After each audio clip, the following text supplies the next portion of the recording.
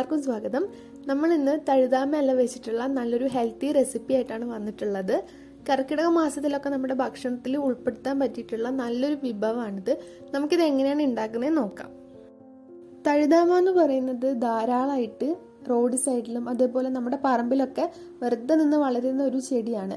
പക്ഷെ ചില സ്ഥലങ്ങളിലൊന്നും ഇത് ഉണ്ടാവാറില്ല. അപ്പോൾ ഇല്ലാത്തവരുണ്ടെങ്കിൽ ഇതിൻ്റെ ഒരു ചെറിയ തണ്ട് കൊണ്ട് വെച്ച് പിടിപ്പിക്കുന്നത് വളരെ നല്ലതാണ്. കാരണം ഒത്തിരി ഔഷധ ഗുണമുള്ള ഒരു സസ്യമാണ് ഈ തഴുതാമ എന്ന് പറയുന്നത്. അപ്പോൾ നമ്മളിത് ചെറിയൊരു തണ്ടായിരുന്നു കൊണ്ട് നട്ടത്. അപ്പം മഴയൊക്കെ പെയ്തപ്പോൾ നന്നായിട്ട് ഇങ്ങനെ പടർന്ന് നിൽപ്പുണ്ട്. അപ്പം ഞാനും അമ്മയും കൂടെ രാവിലെ ഇത് പറിക്കാൻ വന്നതാണ്. അപ്പോൾ നമ്മൾ പറിക്കുമ്പം തളുപ്പ് നോക്കി പറിക്കാൻ ശ്രദ്ധിക്കുക. അതല്ലാന്നുണ്ടെങ്കിൽ ഇല മാത്രം പറിക്കുക. കാരണം മൂത്ത തണ്ടൊക്കെ ആണെങ്കിൽ നമുക്ക് അരിയാനും ബുദ്ധിമുട്ടായിരിക്കും. അതേപോലെ വേവിച്ചിട്ടുണ്ടെങ്കിൽ വേവാത്ത പോലെ കിടക്കും. തഴുതാമ എല്ലാം നന്നായിട്ട് വെള്ളം ഒഴിച്ചിട്ട് കഴുകുക. കഴുകിയതിന് ശേഷം വെള്ളം ഒന്ന് കുടഞ്ഞെടുക്കുന്നത് നല്ലതാണ്. അതിനുശേഷം നമ്മൾ ചീരയൊക്കെ ഇങ്ങനെ അരിയില്ലേ ചെറുതായിട്ട്, അതേപോലെ ചെറുതായിട്ട് അരിഞ്ഞെടുക്കുക.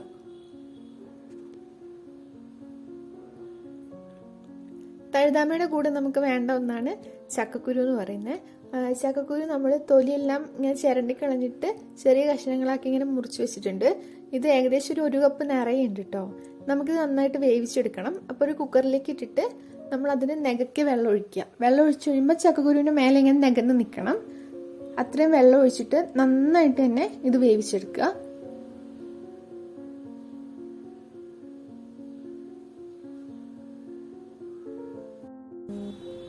ഇല അരിഞ്ഞു കഴിഞ്ഞപ്പം ഏകദേശം ഒരു 2 കപ്പ് നിറയുണ്ട് കേട്ടോ.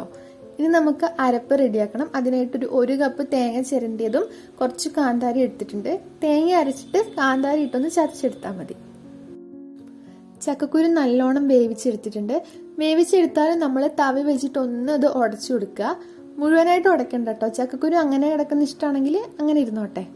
അതിനുശേഷം നമ്മൾ അതിലേക്ക് ഇതാ നമ്മുടെ തഴുതാമ ഇട്ട് കൊടുക്കുകയാണ്.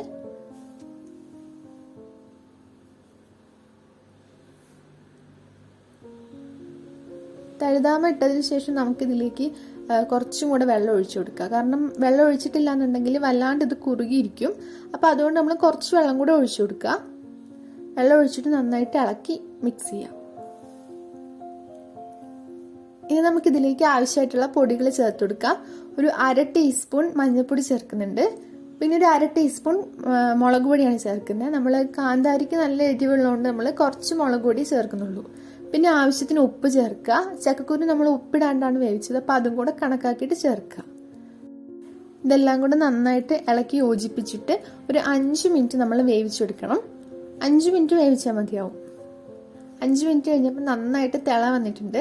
ഇനി നമുക്കിതിലേക്ക് അരപ്പ് ചേർത്ത് കൊടുക്കണം. അപ്പോൾ അരപ്പ് റെഡിയാക്കിയ സമയത്ത് നമുക്ക് വേണമെങ്കിൽ ഇതിലേക്ക് കുറച്ച് ജീരകവും അതേപോലെ ചെറിയ കഷ്ണം ചെറിയ ഉള്ളിയും ചേർത്ത് കൊടുക്കാം.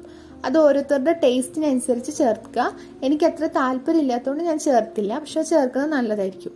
അതും കൂടി ചേർത്തതിന് ശേഷം ചെറുതായിട്ടൊന്ന് തിള വരാൻ തുടങ്ങുമ്പോഴത്തേനും നമ്മൾ ഫ്ലെയിം ഓഫ് ചെയ്യാം.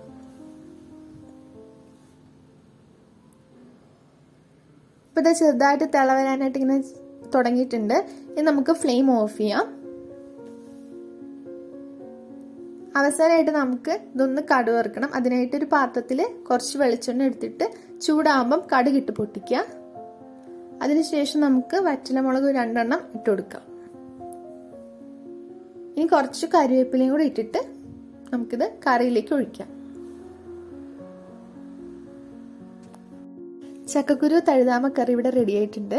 എല്ലാവരും തീർച്ചയായിട്ടും ഇത് ഉണ്ടാക്കി നോക്കുക. കാരണം കർക്കിടക മാസത്തിൽ നമുക്ക് ചോറിൻ്റെ കൂടെയൊക്കെ കൂട്ടി കഴിക്കാൻ പറ്റിയിട്ടുള്ള നല്ലൊരു കറിയാണ്.